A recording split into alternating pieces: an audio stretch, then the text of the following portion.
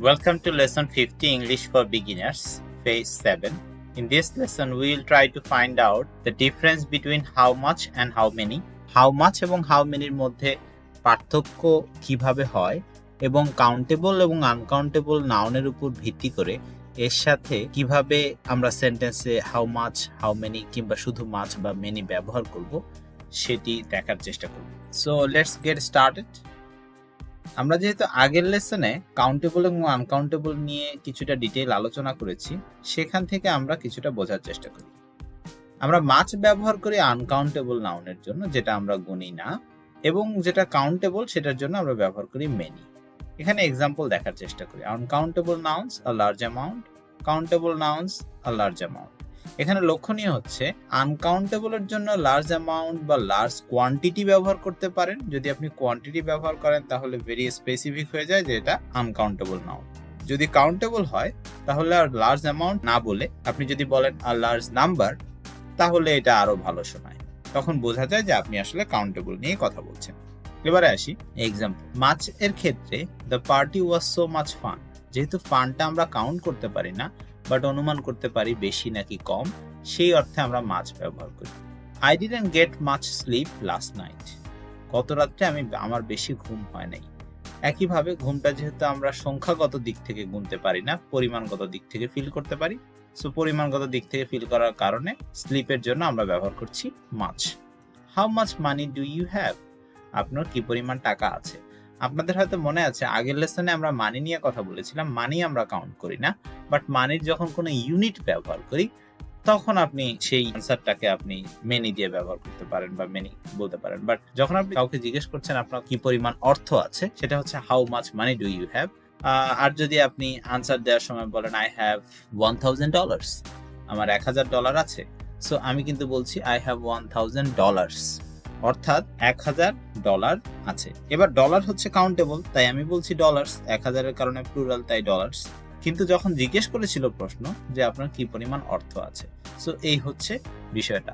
Unit ব্যবহার করার কারণে, ডলারের কারণে আমি ডলার্স প্লুরাল করে ফেলছি। এবারে দেখা যাক মেনির ক্ষেত্রে এক্সাম্পল সেন্টেন্সগুলো। She has many friends. যেহেতু ফ্রেন্ড আলাদা আলাদা করে গণা যায়, ওই দিক থেকে আপনি বলতে পারেন মেনি হচ্ছে ফ্রেন্ডস এর জন্য আমরা মাচ ব্যবহার না করে মেনি ব্যবহার করলাম। There aren't many people here. এখানে অনেক লোক নেই। How many properties do you own? কতগুলো প্রপার্টি আপনার আছে? সো এই প্রপার্টিগুলো আলাদা আলাদা করে যেহেতু আমরা গুনি, সেই হিসেবে মেনি এর ব্যবহার হচ্ছে। পিপলের ক্ষেত্রেও তাই, there aren't many people here. এখানে বেশি লোক নেই। এই পিপল যেহেতু একজন একজন করে ইন্ডিভিজুয়াল ক্যারেক্টার মানুষ, সেই অর্থে আমরা মেনি ব্যবহার করছি। এবারে কিছুটা এক্সপ্লেনেশন দেখা যেতে পারে গ্রামাটিক্যাল পয়েন্ট অফ ভিউ থেকে, এবং স্ট্রাকচারাল ভিউ দেখা যেতে পারে। When we want to know quantity or amount something, we ask the question starting how much or how many. যেমনটা বলছিলাম, কোয়ান্টিটির জন্য আমরা হাউ মাচ ব্যবহার করতে পারি, নাম্বারের জন্য আমরা হাউ মেনি ব্যবহার করি। এক্সাম্পল দেখি হাউ মাচের ক্ষেত্রে। I want to know the quantity or amount.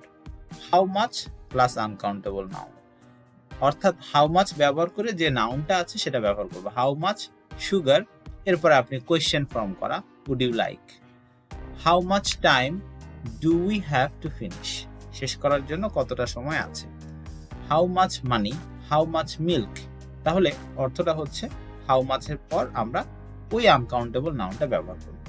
এভাবে হাউ মাচের আমরা ব্যবহার করি প্রাইস জানার জন্যও আমরা হাউ মাচ ব্যবহার করি। সেক্ষেত্রে সেন্টেন্স স্ট্রাকচারটা একটু কেয়ারফুল থাকতে হবে। How much is the dress, অর্থাৎ লক্ষ্য করেন হাউ মাচ দিয়ে আমি বোঝাচ্ছি আসলে how much is the price of the dress. তার মানে হচ্ছে যে how much is the price, এই ইজ দ্য প্রাইসটা আর লেখা হচ্ছে না, সিম্পলি আমরা হাউ মাচ বলে বুঝাই দিই যে কত টাকা বা কি পরিমাণ অর্থ। ইজ দ্য ড্রেস অর্থাৎ ড্রেসের দাম কত।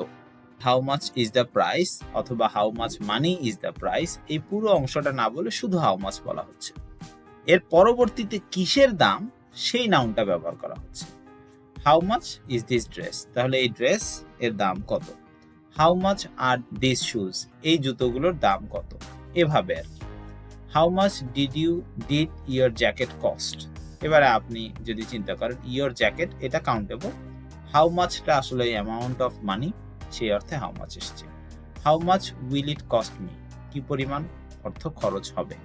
এখানে লক্ষণীয় হচ্ছে এই ইট হচ্ছে সেই কাউন্টেবল নাউন, যে জিনিসটা আপনি কিনতে চাচ্ছেন। স্ট্রাকচারালি হাউ মাচ মানি, এই মানিটা আমরা ব্যবহার করছি না, শুধুমাত্র হাউ মাচ ব্যবহার করার মাধ্যমে প্রাইসটা জিজ্ঞেস করছি।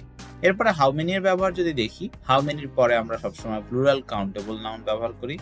প্লুরাল সবসময় কাউন্টেবল না হলে প্লুরাল করা যায় না, গুনতে পারি দেখেই সেটা একটার বেশি। So how many days are there in January, January মাসে কয়দিন। How many students are in this room. So এভাবে হতে পারে how many books, how many cousins. এখন লক্ষণীয় হচ্ছে the noun is often omitted in the question, যেমনটা আমি একটু আগে বলছিলাম, কিছু কিছু কোয়েশ্চেনে নাউনটা উল্লেখ করা হয় না। when it is obvious, যখন দেখেই বোঝা যায় যে এখানে নাউনটা কি হবে। I would like to buy some cheese, এখানে how much would you like। তাহলে আপনি এখন চিন্তা করেন, আমি কিছু চিজ বা পনির কিনতে চাই, চিজ কিনতে চাই, একজন কাস্টমার এটা বললেন। এরপরে সেলার যিনি আছেন তিনি বলছেন how much would you like, আপনার কি পরিমাণ লাগবে। হাউ মাচ চিজ, এই চিজটা কিন্তু উল্লেখ করা হচ্ছে না। I need some coins, how many do you need. How many coins, এই কয়েন্স শব্দটা আমরা ব্যবহার করছি না। I need some sugar, how much sugar do you need, এটা বলছি না আমরা বলছি how much do you need. So এক্ষেত্রে নাউনগুলো মাঝে মাঝে অমিট থাকে বা স্কিপ করা থাকে, বাট কমিউনিকেশনের সেন্স থেকে এটা স্পষ্টতই বোঝা যায়। এবারে আমরা কিছু ফ্রেজের জন্য হাউ মাচ নাকি হাউ মেনি কোনটা অ্যাপ্রোপ্রিয়েট সেটা টেস্ট করার চেষ্টা করব ছোট্ট একটি এক্সারসাইজের মাধ্যমে। Share, how much. Shares, how many. এবার প্রশ্ন হচ্ছে শেয়ার এবং শেয়ারস এর মধ্যে পার্থক্যটা কোথায় আসলে। শেয়ার হতে পারে এরকম বড় এক টুকরা রুটি বা ব্রেড, পাউরুটি যেটাই বলি, সেটার বড় অংশটা আপনি নিচ্ছেন নাকি ছোট অংশটা আপনি নিচ্ছেন। আবার হতে পারে একটা বড় অ্যাপল বা একটা গুয়াভা, পেয়ারা, একটা পেয়ারার বড় অংশটা আপনি নিচ্ছেন নাকি ছোট অংশটা আপনি নিচ্ছেন, সেটা আসলে কাউন্টেবল না। এই কতটুকু অংশ আপনি নিচ্ছেন একটা সম্পূর্ণ অংশ থেকে, অর্থাৎ সম্পূর্ণ একটা পেয়ারা, সম্পূর্ণ একটা অ্যাপল কিংবা সম্পূর্ণ একটা পাউরুটি থেকে, তখন হয়তো আপনি 50% নিচ্ছেন, আপনি 20% নিচ্ছেন, অথবা large share or small share এরকম বলতে পারেন। সেক্ষেত্রে এটা আনকাউন্টেবল, এই অর্থে আমরা হাউ মাচ ব্যবহার করি। কিন্তু যদি কোম্পানির শেয়ার হয় বা একটা যে কোনো প্রপার্টি বা কোনো কিছুর 10টা সমান মালিকানা আছে বা 20টা সমান মালিকানা আছে, 20 ভাগে ভাগ করা, সেক্ষেত্রে এক একটা ভাগকে আমরা একটা শেয়ার বলছি। তখন আপনি বলতে পারেন হাউ মেনি শেয়ারস। কোম্পানির শেয়ারের ক্ষেত্রে স্টক এক্সচেঞ্জের যে শেয়ার, সেক্ষেত্রে আপনি হাউ মেনি শেয়ারস বলতে পারেন। চেয়ার কাউন্টেবল, সেক্ষেত্রে how many. People, how many, countable. Information, যেমনটা আমরা আগে বলেছিলাম, যেহেতু আনকাউন্টেবল সুতরাং হাউ মাচ।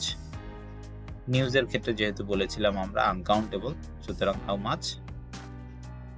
হর্স কাউন্টেবল সুতরাং হাউ মেনি। হোমওয়ার্ক আমরা বলেছিলাম আগের লেসনে, হোমওয়ার্ক আনকাউন্টেবল সুতরাং হাউ মাচ। ওয়াটার আনকাউন্টেবল সুতরাং হাউ মাচ। মানি আনকাউন্টেবল সুতরাং মানির এগেইনস্টে আমরা হাউ মাচ ব্যবহার করি। কাজিন কাউন্টেবল সুতরাং হাউ মেনি। টাইম আনকাউন্টেবল সুতরাং হাউ মাচ। এবং বুক কাউন্টেবল, সে কারণে আমরা বলছি হাউ মেনি। সো এভাবে আমাদের নাউন অনুযায়ী কোথাও হাউ মাচ এবং কোথাও হাউ মেনি ব্যবহার করতে হচ্ছে। সো এই ছিল কাউন্টেবল এবং আনকাউন্টেবল নাউনের উপর ভিত্তি করে হাউ মাচ এবং হাউ মেনি ব্যবহার করার আলোচনা। হোপফুলি আপনারা সব ঠিকঠাক মতো বুঝতে পেরেছেন। যদি কোথাও সমস্যা থেকে থাকে, আমার দিক থেকে পরামর্শ হলো যে আপনারা লেসন 49টি আরেকবার ভালোভাবে স্টাডি করেন, তারপর আপনারা লেসন 50টা আরেকবার দেখেন, তাহলে ইনশাআল্লাহ সমস্যা বা কনফিউশন থাকলে দূর হয়ে যাবে। So that's the end of lesson 50. Hopefully see you in the next lesson. Until then, keep practicing. Thank you very much.